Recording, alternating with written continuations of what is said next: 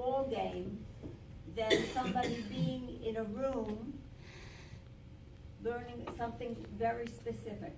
And I think that our code enforcement would take that very seriously. Okay, that's great. And you would I hope that's true. Could I just add one other thing? Yes, I live on Balmoral Drive, which is right on the corner. right around the corner. So I drive that, I drive there. You walk know the there area. every day, so I know those two homes, those things very well. If there is a question or concern, believe me, the neighbors don't hesitate to let me know there's a question. I bring those questions to the board every time I get an opportunity. You certainly have the same opportunity. If you see something, let me know. I will bring it to this board and to the administration immediately. So we can't be everywhere, but certainly your eyes, your ears will be helpful to us. And we live here just like you do. I have the same concerns you have. Okay. Fair enough, fair Mr. enough. Buckley, I understand what your concern is for that property. I do understand. Not just my property, the whole, The area, I'm sorry. Yeah, But yes. I meant the properties that we're I talking understand, about. okay. Okay, the properties in question. We will have our code enforcement folks look into that. Now, I have to tell you again, and please forgive me if I sound like a broken record, when it comes to traffic control and things of that nature, I understand. you have to call the police. I understand. It's in my hands. I'm just simply pointing out what we've experienced. I understand, I'm with you. And that is, and so you can understand, and I speak collectively, I think, for this group, that there are some frustrations in this room. Understandably so. And what we, I guess all of us want to leave a meeting like this feeling is that our elected board of officials is not going to be biased and will exercise the letter of the law to the letter of the law. Mr. Buckley, I'm gonna tell you right now, okay? Now you're patronizing us, okay? Not my When you intent. say, when you Not my say intent. bias, you're intimating something now that is not fair.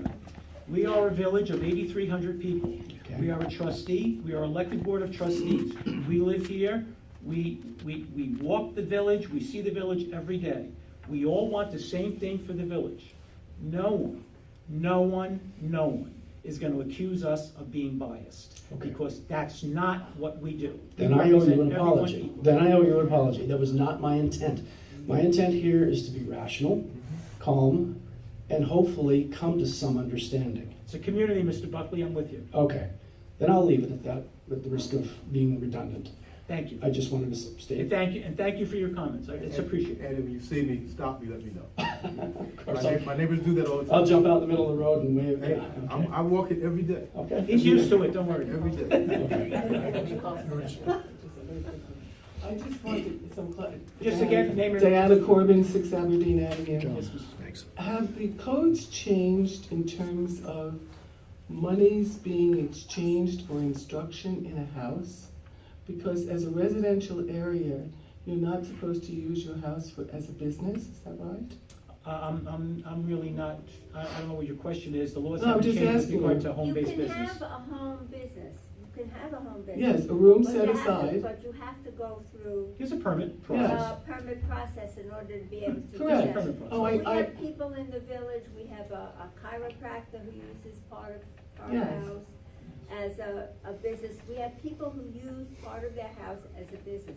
It's allowed, but you have to go through a permit There's a process. process. In answer to your question, the law has not right. changed. Well, when I was tutoring SAT prep for 50 students, I was not allowed to have this in my home, which I had adequate space for, because I'm collecting money. And under Jerry Cobry's tenure, that was not allowed. If I That's had, true, the law has not no, changed. I was not allowed to do it. I had to go to another place, hired a math teacher, we set up an SAT business. I could not do that. There's a definition for home-based business, usually based on profession, accountants, medical practitioners. There are specific definitions as far as what's considered a home-based business. If I it doesn't see. fall within the definition of the regulations, then if you wanted to do that, you would go for a variance to be able to do that. So in a shul, when there is instruction given, religious instruction, is there money exchanged for that instruction? I couldn't tell you. Oh, I see.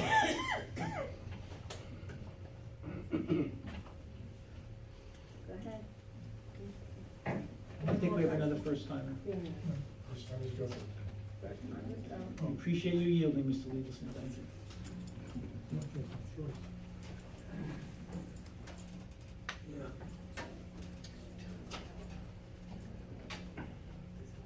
Good evening, Mayor. Good evening, Mr. Cohen. My name is Norman Cohen. I live at 11 Aberdeen Avenue. I've been living there so long, I feel like Father Time. However, over the period of time, you haven't been there as long as I have. That's for sure. You're a lot younger than I am. But the village is going through an unbelievable transformation. And needless to say that there should be recognition of the fact that all people of all religions should be treated equally. That comes under the Constitution. Okay? No one particular religion should be in favor. And that's constitutional law, correct? And what I'm concerned about is the fact that there is a wavering of the constitutional law here in the village of Chestnut Ridge in terms of possible bias to one particular group or organization. And from a constitutional position, I feel that this is wrong and that places should be open to everybody, irregardless of what their religions are. And this is a big concern. I don't want Village of Chestnut Ridge to be identified as a Joel or a particular enclave for the safety of a particular religious group. I think it's wrong, constitutionally and morally. It's wrong also. And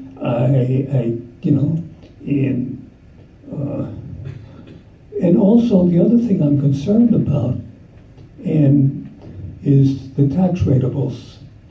What happens when individuals decide to take their homes and placing it, allowing it to be a religious facility, and saying, once I'm a religious facility, I'm applying for the opportunity of not paying taxes on it. And this is a concern. People do these things. And not everybody, because they believe in God, is honest. And that's my point. I'll address your tax rateable question first. Your tax rateable question is a very good question, and I will tell you this. The state of New York Yes. has a process that if so long as you follow certain parameters within the law, you are entitled to tax exemption and or abatement. Right. There is a process that you go through the tax assessor's office in the town of Ramapo, Right. and they will shepherd the application with regard to the type of exemption and or abatement you would be entitled to. The village has no say to the degree that if you are a legitimate organization that is entitled to a tax exemption or tax abatement, you will get it. The village cannot say no, that there's too many and we have to stop. The state of New York says that you can have it. So, it is a concern. It is a concern for everyone. However, it is a state law, and the village cannot tell someone they cannot have a tax exemption if the law says that they can. Okay? So that addresses your tax rateable question. With regard to your constitutional question, that is your opinion, that you feel as though that we are biased. Okay? And what I will do, and it's appropriate that you brought that up, Mr. Cohen, because we've seen the Constitution, a part of it, publicized throughout the village most recently. Congress shall make no law respecting an establishment of religion. That is correct. However, the last part of that phrase was not included, or prohibiting the free exercise thereof. So, if I could read the entire constitutional provision, Congress shall make no law respecting the establishment of religion or prohibiting the free exercise thereof. And this village will follow the Constitution. Thank you, Mr. Cohen. Anyone else wish to speak? Mrs. Corbin? Well, I must insist. You I have to. insist. You must insist, and you I must have to go. insist, please. There you go. If you're insisting, Because now I have my prepared remarks. all right. Going back to 2 Samuel, grandfather. I heard the answer from Walter last month. I heard it, you just said it. That word is nowhere to be found in the zoning law. I did a search. Okay. Is there another word for that? With respect to the 2-car garage. Pre-existing. What about non-conforming? No, pre-existing non-conforming, you talk about pre-existing non-conforming? Yes, pre-existing non-conforming. Okay, I want to submit something to the board. You're welcome to submit. I have 2 copies, does anyone else want a You copy? just presented Or just one, or? clerk. Okay.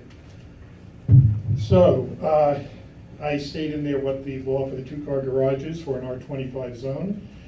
I have pictures before and after of 2 Samuel and 10 Lillian. I'm just gonna state a few facts. 2 Samuel's original single-car garage had been converted to a living space. 2 Samuel was demolished down to its foundation and constructed anew, as you heard from some people here who said so. The new, as well as you can see from the pictures and from the plans, if you look at the plans, the new construction was not required as part of a court order. 10 Lillian had its original, still has, the previous dwelling had its original single-car garage. Again, it was demolished down to its foundation and constructed anew. The new construction was not part of a court order. Both these properties, therefore, were non-conforming with respect to the general use requirements for a 2-car garage. R25 District, column F, number 13F, okay? Therefore, the law on changes to non-conforming structures, I'll just read you the salient parts. Article 3, non-conforming uses, building or lots. With regard to repair and construction, no extension, alteration, or enlargement shall be made in a building or structure occupied by a non-conforming use, nor in a non-conforming non-building use except by court order, which this is not the case, or to adapt the building to a conforming use, which it does. These both do not, because they do not conform to the present law to have a 2-car garage.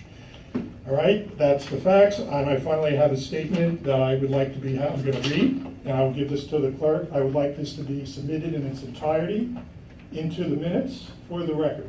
Is that clear? You You'll made it have clear, Mr. Liebelson, make your Okay, statement. and I'll give this to you, so you don't have to write it down.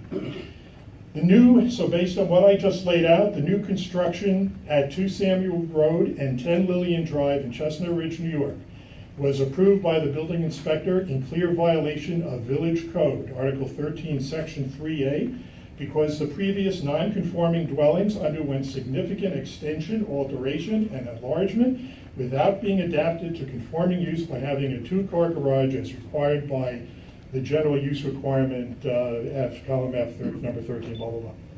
These 2 errors are new additions to a growing list of